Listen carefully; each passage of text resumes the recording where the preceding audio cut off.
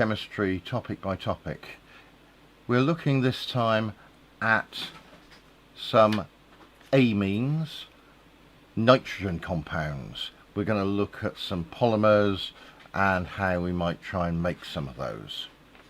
So let's start off with what is an amine. Well, an amine simply is going to be a carbon group here with a nitrogen and here two hydrogens on it, and this gives us a primary amine. I can stick some hydrogens on there. Now we can also get something similar like this, which is the N with an H, but this time we're going to shove on here perhaps a methyl group, and this will give us a secondary amine. And I suppose if you really want to get clever, then there's nothing to stop you creating something like this,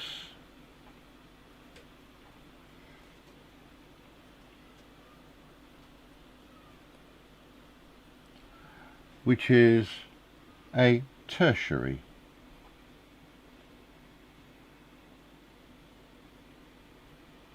amine.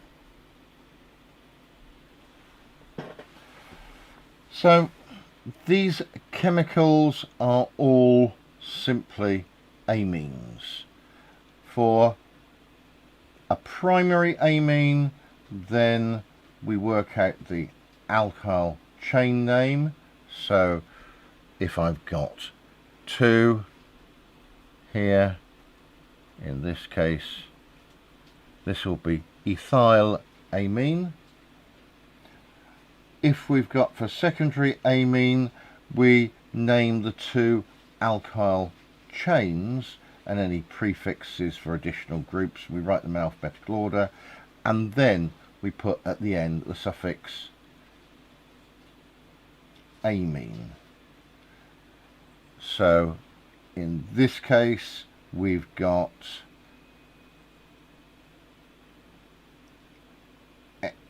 basically it's going to be here we are, let me think, N-methyl propyl so it would be ethylamine. Yeah, so N-methyl ethylamine. And my last one, I've got to work out what that's going to be, and that's going to be NN diethyl ethylamine. So they've not got exactly what I would term nice names, and they cause a lot of problems trying to name them, and sort of this idea that you shove the N in front. Let's have a look at some of these as models and see if we can make some sense of what we've actually got.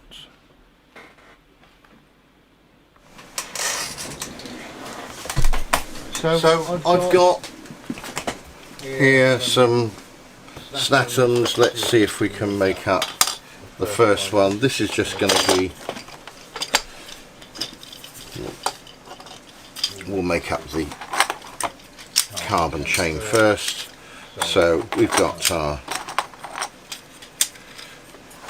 standard ethyl group, and then nitrogen's got 3, so there is ethylamine or ethylamine. If we want to, we can change that group by shoving on another group. So we're here, we'll just make up another ethyl group, and we can take off that hydrogen there and replace this. So here we've got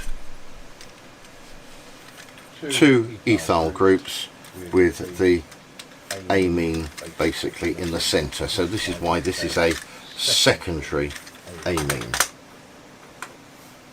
And then if we do the same, but this time we take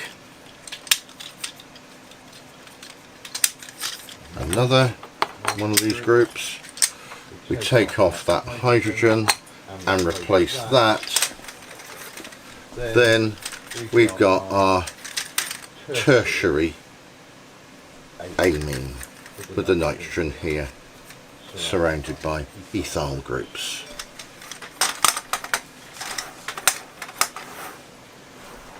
Give you an idea of what it looks like. Right, so there is our basic structure of an amine. Now what we need to do is have a look at some of the reactions of this and see what we can do.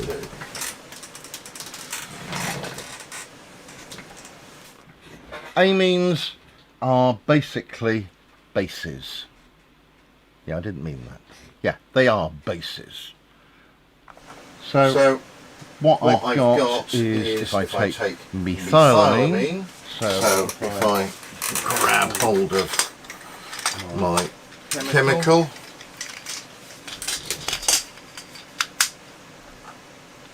and we put it down here. Here is methylamine, and what this is going to do is we've got up here some lone pairs.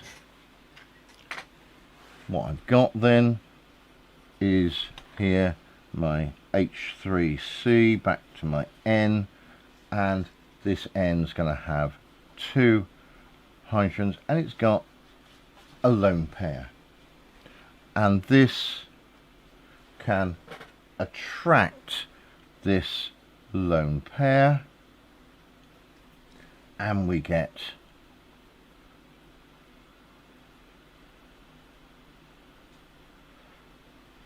this formed a dative covalent bond to this particular hydrogen, and it's positive.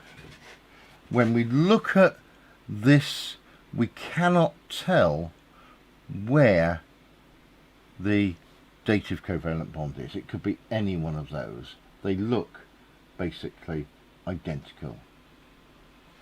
This is a Bronsted-Lowry base. It's a proton acceptor. Ammonia and amines can accept protons on the nitrogen atom, so they're also Bronsted-Lowry bases. So ammonia and these amines are weak bases, so they should in fact react with some acids. So let's take an example of one of these, and we'll go for, I don't know, let's go for ethylamine, and I'm going for these simply because I'm too lazy to write it out too much. And this I'm going to react with HCl, so this is going to form, writing it out now in full, we're going to get my nitrogen, which is going to be now positive. It's got 3 hydrogens attached to it, plus we're going to have Cl minus. So this is our reaction between ethylamine and dilute hydrochloric acid. Other strong inorganic acids such as nitric acid, sulfuric acid will react in a similar way, and they'll make these salts. So if we do one of those, let's take the same substance, CH3, CH2. I did a very bad CH2 up there. And this is going to be NH2. And we're going to react this with nitric acid, HNO3. Then we're going to form CH3, CH2, NH3 plus, and we're going to have our NO3 minus, and we're going to make here a nitrate salt.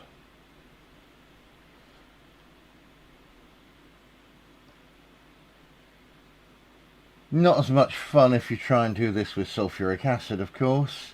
And if we do this with the sulfuric acid is going to be,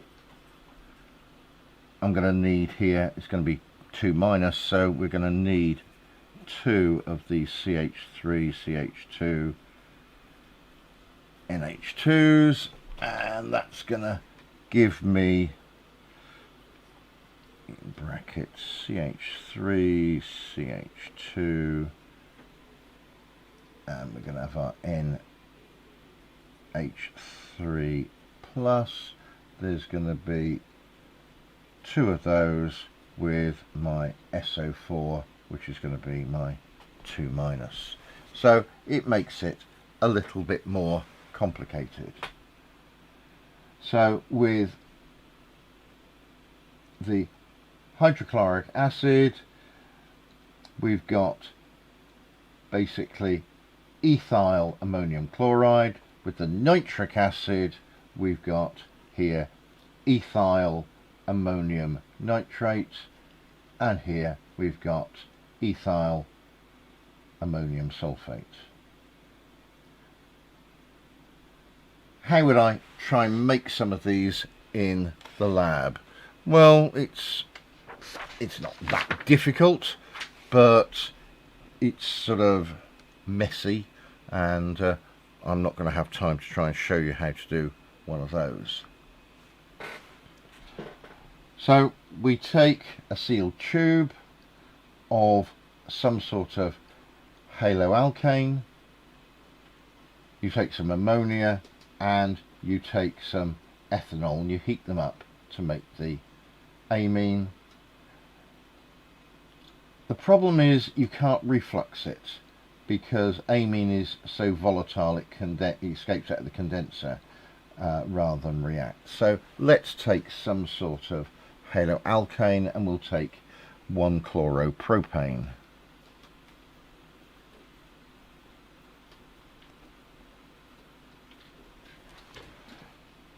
Now we're going to react that with our ammonia. So let's do that, and that's going to make our here propyl ammonium chloride. There we are. I was not looking again at the screen, my fault. CH3, CH2, CH2, NH3 plus Cl minus. We've got more ammonia. So if we've got more ammonia, then our propyl ammonium chloride is going to react here basically to form CH3, CH2, yeah, look at all the threes there, CH2, CH2, NH2 plus ammonium chloride.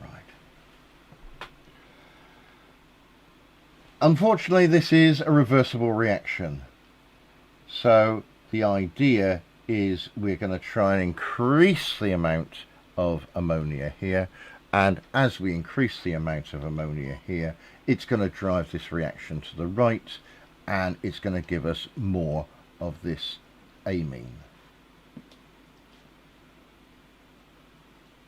We carry on with this reaction though other exciting things are going to happen, because I've also got more CH3, CH2, CH3, Cl in there, and that is going to react with this substance here, my primary amine,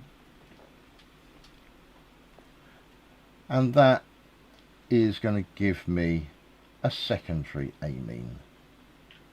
This is going to be a reversible reaction as well. I should have put the other one as a reversible reaction, thinking about it, since we're being consistent here. And this is going to give me CH3, CH2, CH2, and with these we're going to have two of those and my NH, plus of course HCl. And it's not going to stay there, because we've got this, and this is going to react with more of this halo alkane, and we're going to get, as you might predict, again a reversible reaction, CH3, CH2, CH2, this time 3 times with my N,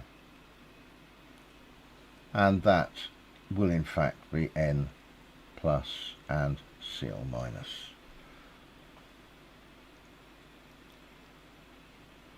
Basically, these further substitution reactions are occurring because the amines have got these lone pairs on them, and they act as nucleophiles. So we've got quite a complex series of reactions going, and we're not going to get a pure substance. We're not going to get the pure amine, but we're going to get the secondary amine and the tertiary amine as well. If I want to play around with this with the benzenes, so let's take something like nitrobenzene.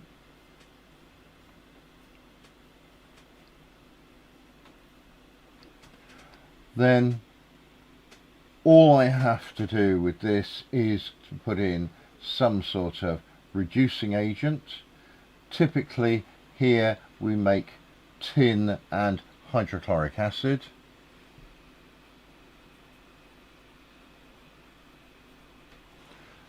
And basically we manage to make here under reflux, which is going to be about 100 degrees C, and that is going to work. After about half an hour we need to add something like a strong alkali such as sodium hydroxide. We're going to have a neutralization to remove any of the hydrochloric acid, and what we're going to be left with here is our amine. I've turned the thing around, and this is of course, oh, I'm having a problem writing today.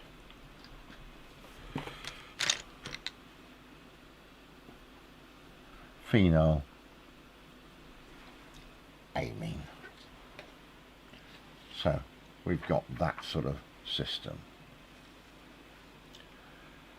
Okay, so that gives us some ideas of amines, the reactions of amines, how they're named, ideas about how they're prepared. I did forget to tell you there that we use ethanol as a solvent. I should have told you that one, I just forgot about it. And we've got some interesting things, and when I started teaching chemistry we could start going on further here and play around with lots of interesting chemicals like the Diazonium Chemicals, and what these do is they cause interesting things like beautiful dyes. So I get my students to make all sorts of beautiful colours. Alright, they usually weren't terribly useful, beautiful colours. By the time they'd played with it, most of them seemed to have made a muddy brown. But yeah, you can make some beautiful dyes using these sort of chemicals. Sad thing is, no longer in the syllabuses. Why? Well, they're pretty dangerous chemicals, some of them.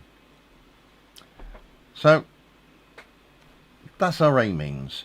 Now, amines can be really important, because what I can do is I can take the amine here and I can take this carbon and I can swap some of the things out. Let's have a look. If I now take my carbon, let's just go and shove an oxygen on here, and let's go and put a double bond in. So this is making what we were looking at in the previous one, a carboxylic acid, and if I can now put those two together, we make quite an interesting chemical. We've got a carboxylic acid one side, so it's an acid, but we've got an amine on the other side. And for those of you who do biology, you'll recognise this as an amino acid. So we've got the acid group and we've got the amine group. Now, what does this give us? Well, it gives us chemicals that can do quite clever polymerization. So, quite useful sort of chemicals for doing all sorts of things.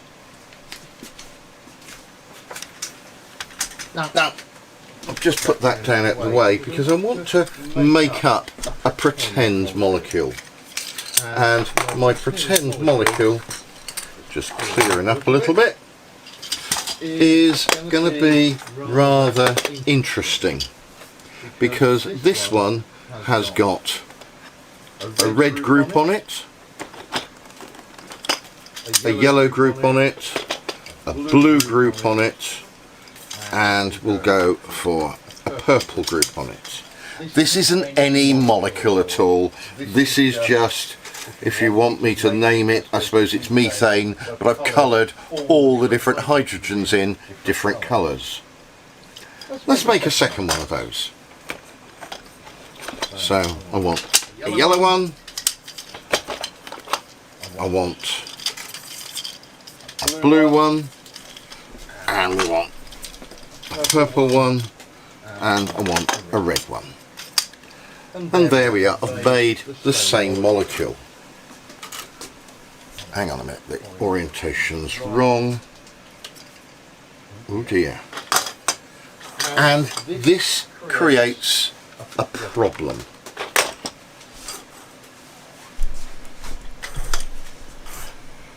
You see, however I try with this,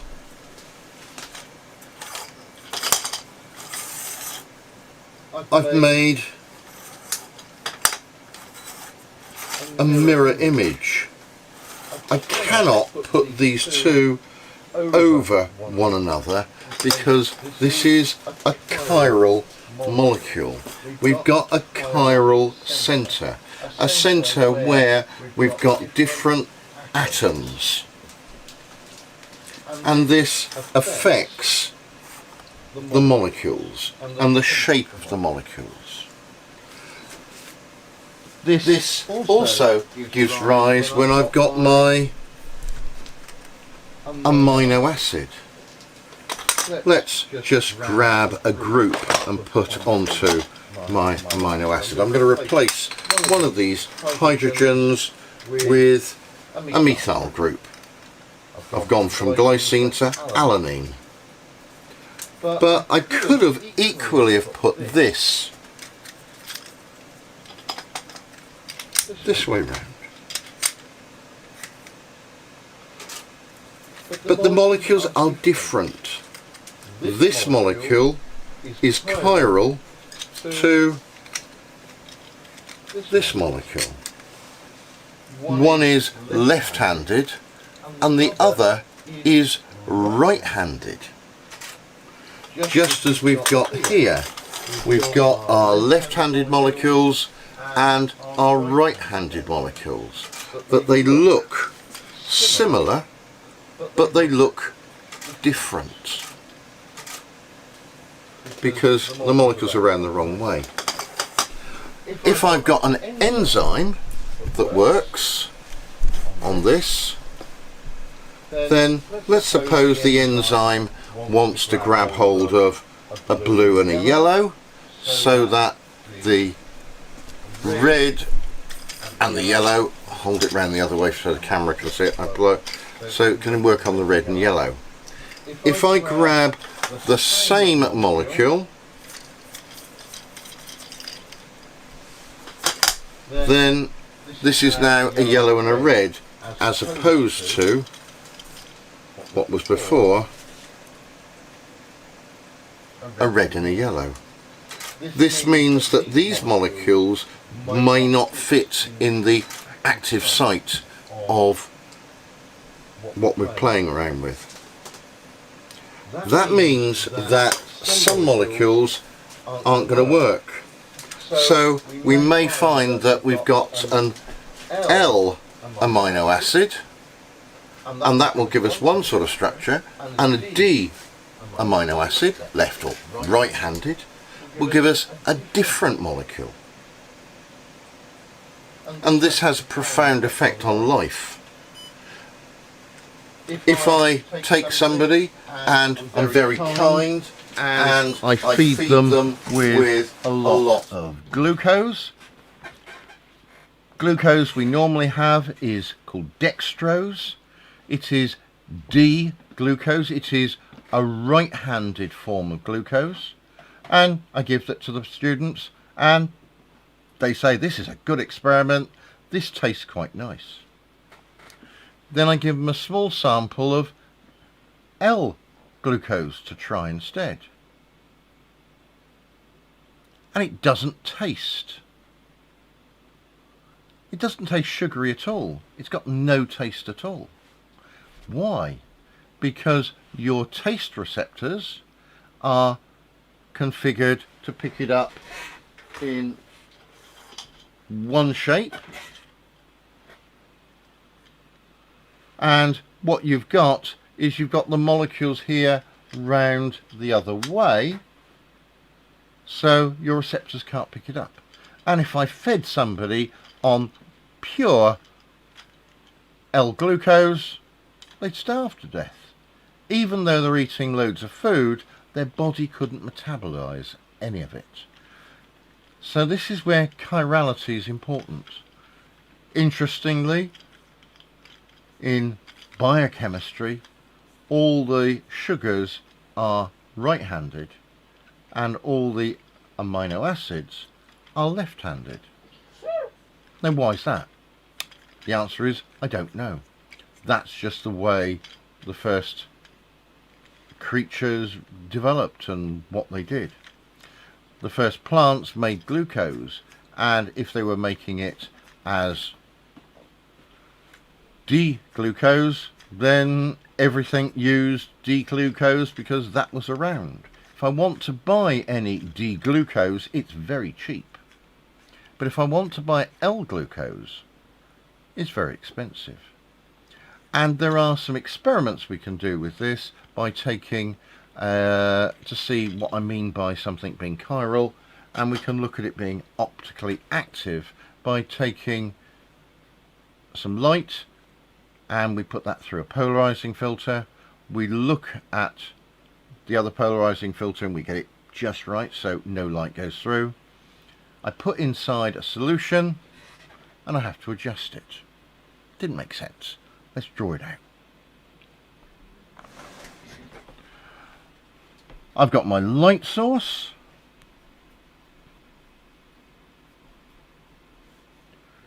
We put this through a polarizing filter, and light now only comes out in one orientation. And what we would do is have this beaker, if you like, empty, and we adjust this so that the light is now being absorbed in the other direction exactly, and you get zero light. We fill this up with D-glucose, and now we see some light coming through.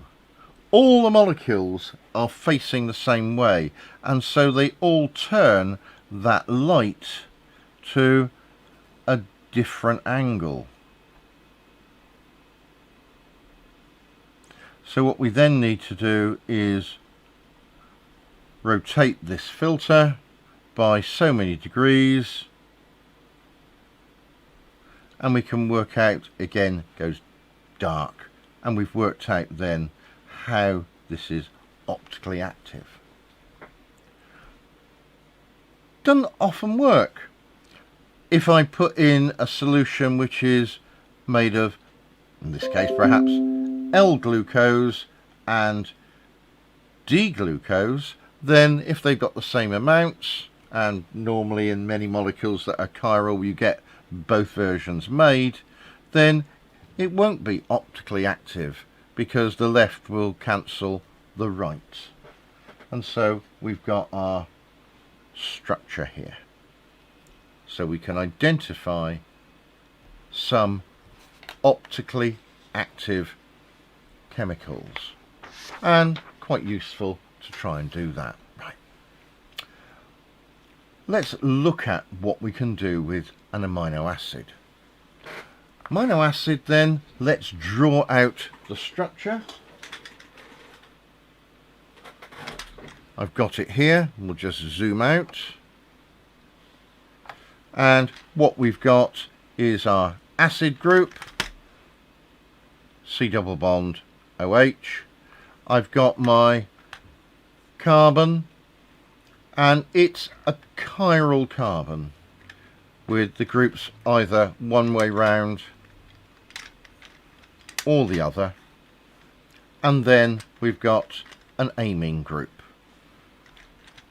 Let's draw this out.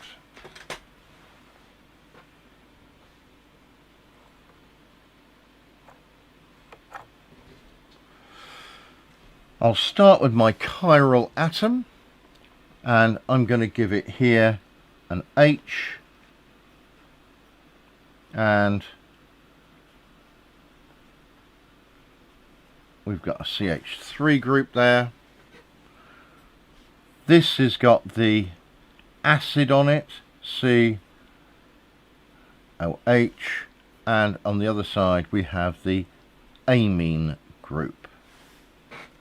From what you may remember, then we've got some interesting things here, because if I react some of this, and although in chemistry we give this one name, biology gives us another name, so in biology this is called alanine.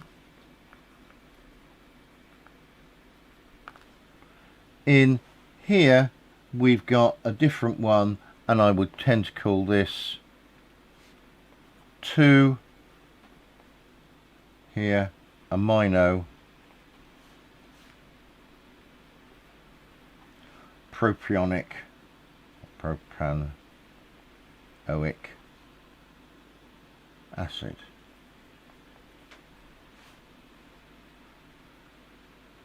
Let's react that with some HCl. Now what's going to happen here? Well, my nitrogen's going to do something. We're going to manage to get a dative covalent bond with that.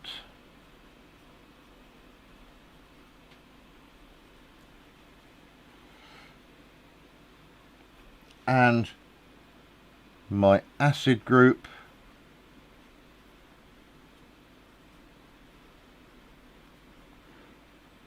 will be like that.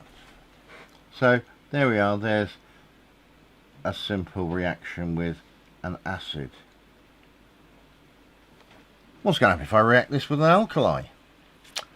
Very similar really. But this time the reaction's only going to occur with the acid group.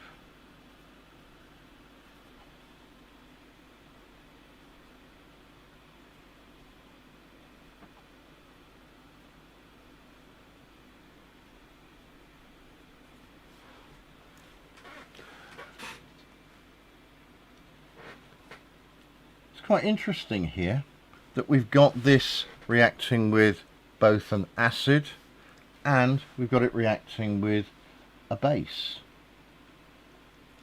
This is given a name.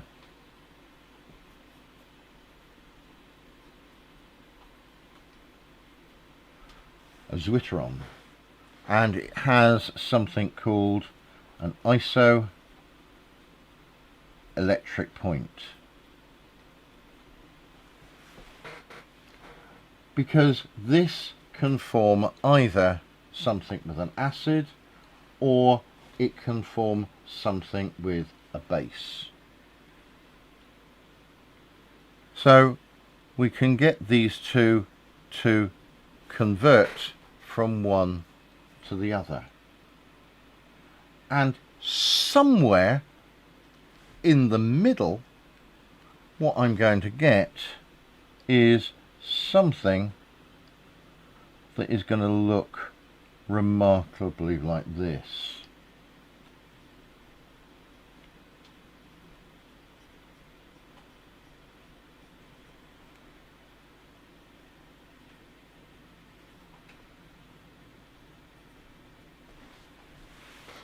Because this is the zwitteron. This is the isoelectric point. Because here it can behave as either a base or it can behave as an acid. For this particular substance, alanine or 2-amino propionic acid, it's going to have a isoelectric point of, looking it up here, of 6.02. So that's what its pH is going to be.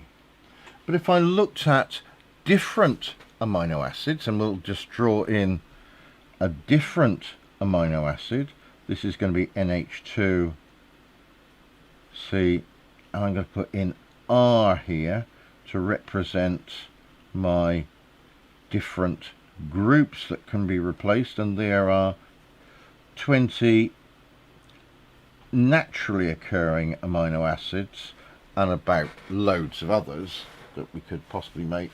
And if I make different ones, I could make one which contains some extra NH groups on here. So if I've got extra NH groups on here, one of which is called valine, then that will have an isoelectric point of round about 5.97.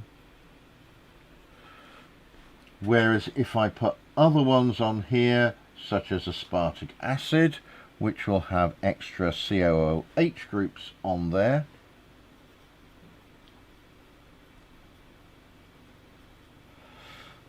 then we're going to have an isoelectric point round about 2.76. So these isoelectric points are going to vary depending upon this R group. And amino acids, we've got quite a lot of them.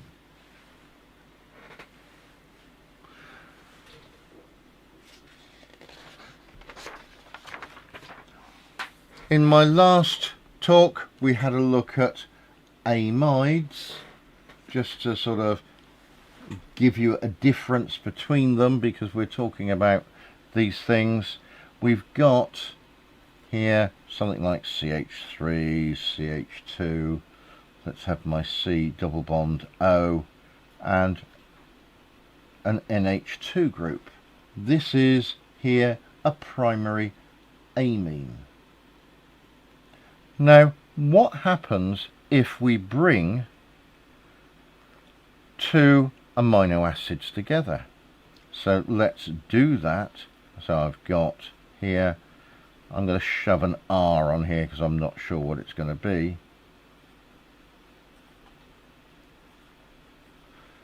And I'm going to bring that close to another amino acid. I'm going to give that also an R group. And what's going to happen here, we can get the elimination of water. So this is going to give me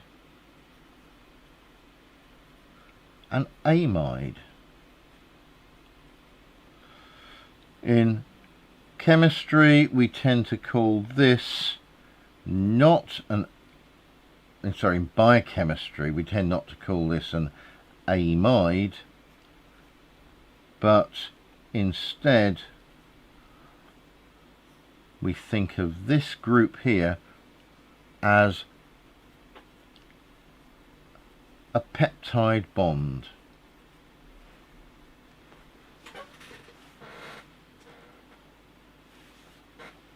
And if I can join lots of these amino acids together, I can form a polypeptide. So this gives us a way of joining huge chains together.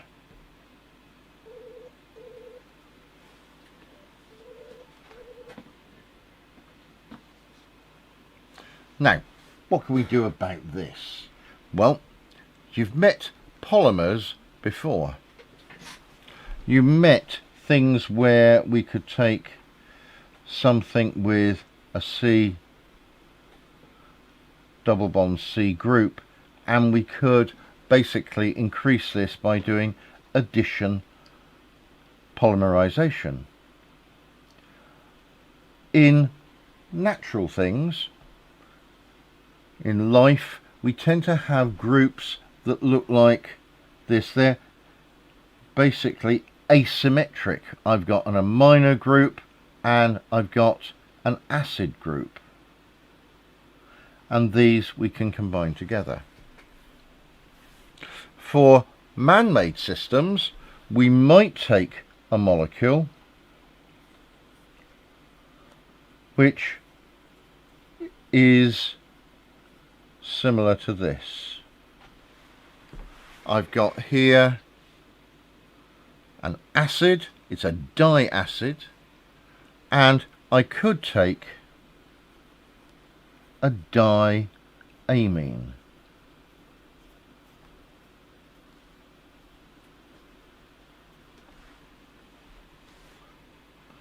And what I can do with these is I put them together and they react to form here something I would like to call a polyamide.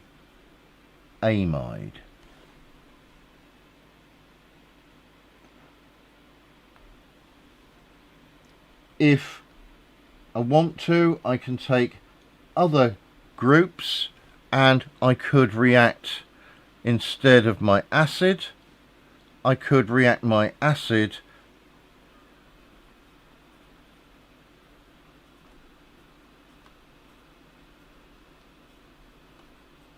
and let's react this acid with an alcohol, and I can take a dialcohol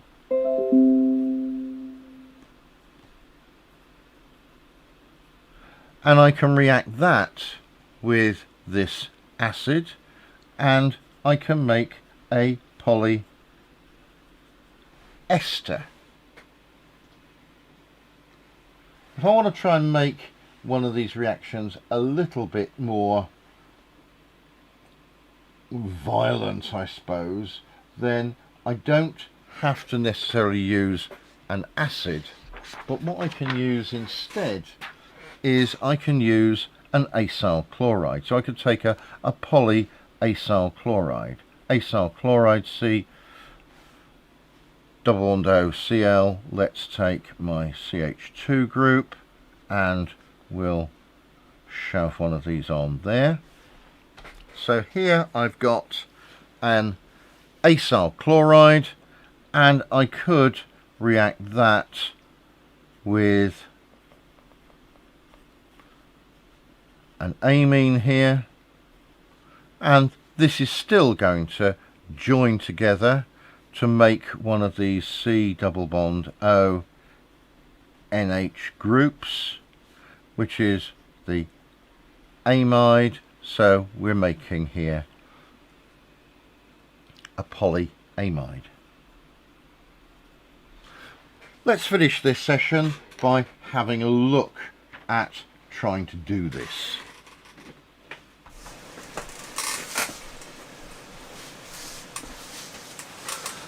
What I've got is I've got a couple of different chemicals.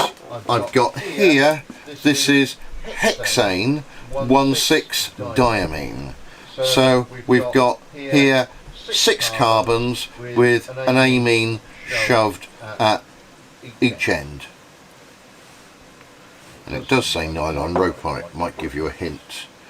This is subacyl chloride, which is dissolved in cyclohexane, and this is also going to be used. Now this chemical is not nice. You can see that both are stored in the same type of container. They've been stored in there for the same amount of time, and you can see that the cyclohexane along with the acyl chloride isn't doing an awful lot of good to this lid. Well, tidy. And then what we're going to do is we're going to put a small amount of each of these into something. Now we were going to try and show you a nice little experiment where you can take one of these polyesters and add some alkali to it. Just so happens that every piece of material we've found so far today is cotton. It doesn't work. Right. So I'm going to play around with this stuff. It's not that nice. I'm going to put my safety specs on. Paul's going to show you I'm wearing my safety specs. There we are. Right, okay, so let's have a go at this. So what do we need? Well, for this we need a very simple setup. What we need is basically a small beaker, and what I'm going to do this is in a very small beaker, and I'm going to do this in one that's going to hold about 25 mils. I could do it in my little 10. I don't think I'd risk doing it in that. It's a little bit too small. And what we're going to do is we're going to take a little bit of each of these chemicals.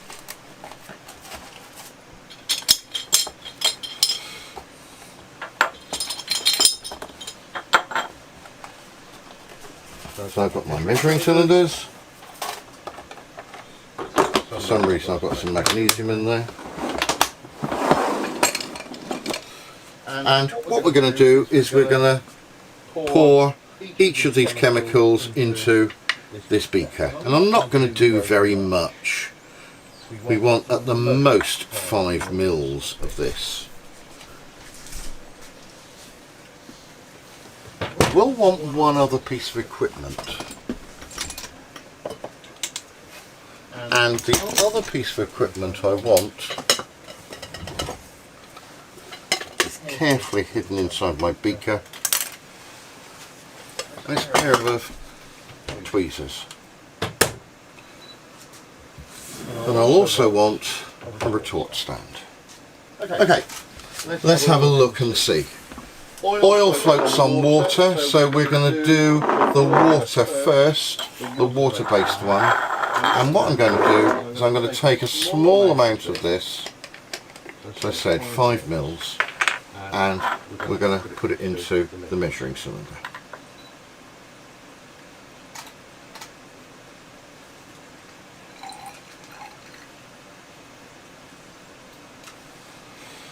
Right, so there we are, 5 mils of this stuff.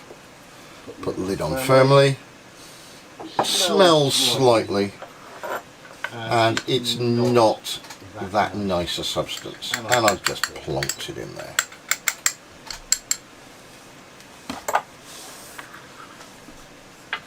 Now this one is nasty.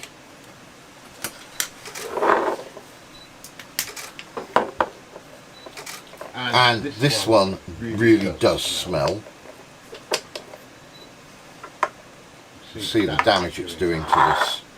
And what we're going to do is we're going to pour out a small amount in here.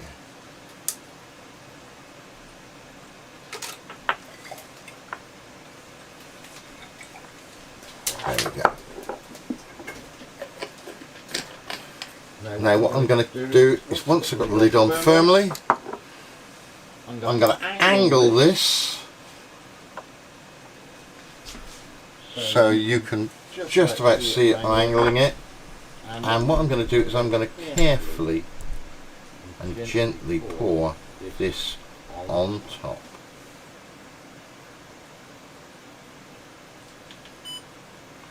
So I've now got one liquid floating on top of the other. And then with my forceps I'm going to stab into here, grab hold of the centre, and then as I pull, out comes some nylon.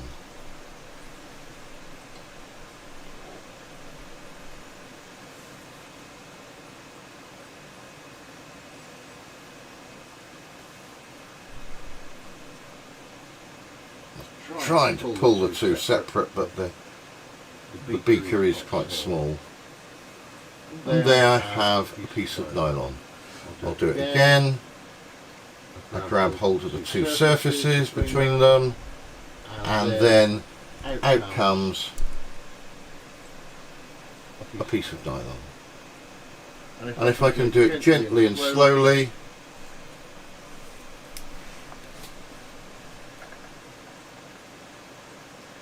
I can do this idea. There we are, it's going nicely this time. And this is called the nylon rope trick.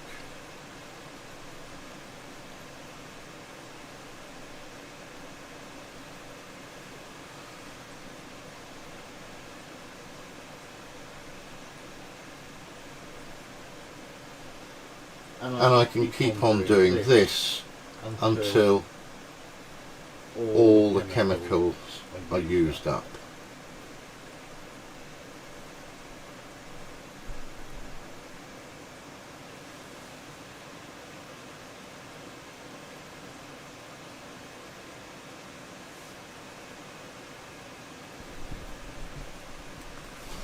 It's remarkably tough, this stuff, and that is not really surprising.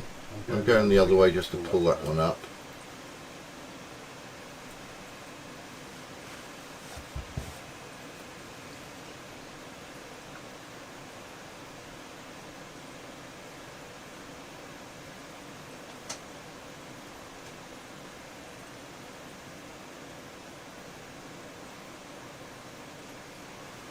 Stuck rather well to the...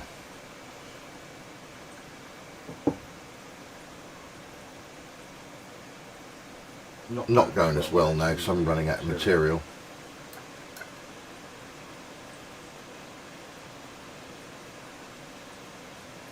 But you can see we're getting out a fair number of fibres here.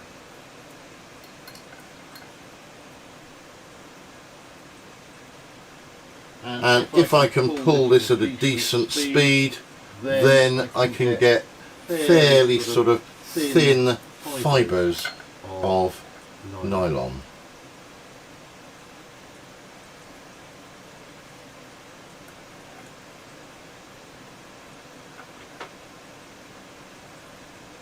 If I'm not so careful, I get a big blob of the stuff.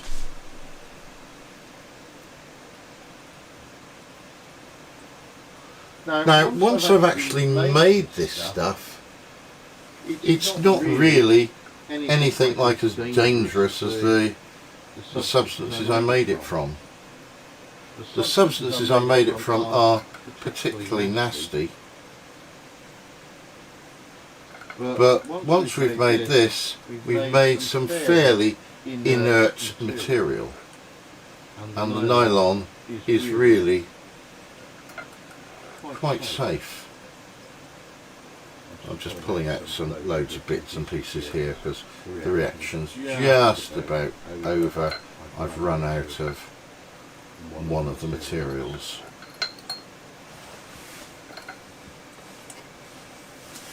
Alright.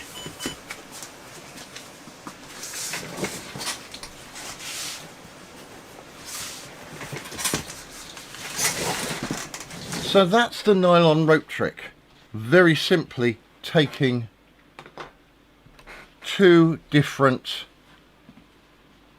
chemicals and they are condensing together,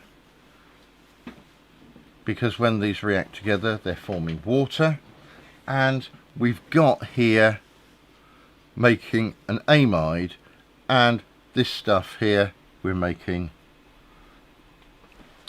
is nylon. Lots of guesses about the origins of the name nylon. Some people suggest it was made in New York and London at the same time. Whether that's true or not, who knows? We're told other reasons by companies. But nylon and various other chemicals in this family make all the polyamides, they make all the polyesters that make virtually all the clothing that we wear. And it's only because I wanted to try and find some polyester, and I wanted a piece of polyester rather than somebody saying, yes, I've got a dress made of polyester, and we say, well no, you can't have that and use that, because they didn't want to sacrifice it to put some alkali on there. And all we do is we take some alkali and we put it on some polyester, and when you do that you get a hole.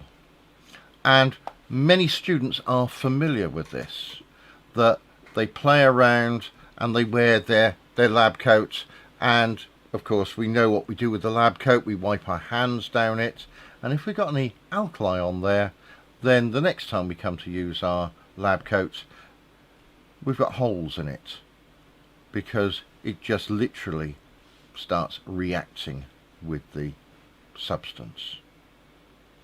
So there we are.